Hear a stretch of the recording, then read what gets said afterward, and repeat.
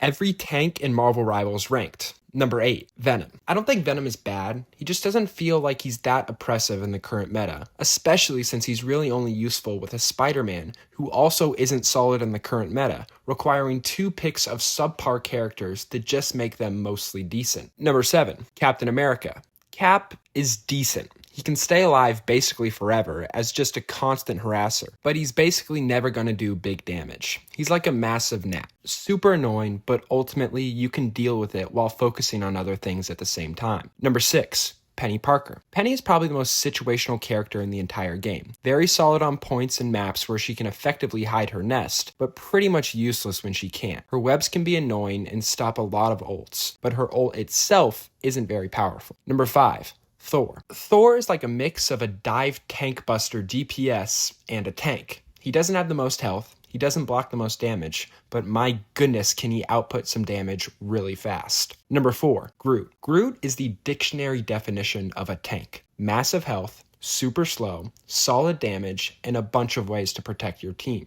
Number 3, Magneto. Magneto is the most defensive tank in the game with the ability to shield both themselves and his teammates. Add that with his ultimate, which is probably the best one among tanks due to the fact that you can negate healer ults, which are the most overpowered ults in the game. Number 2, Doctor Strange. Strange's kit is so absurdly good all around. Very powerful attacks, including burst and chip damage, an incredible shield, very solid evasiveness, and add that on to a top 2 ult here behind only maybe Magneto. Number 1, Hulk.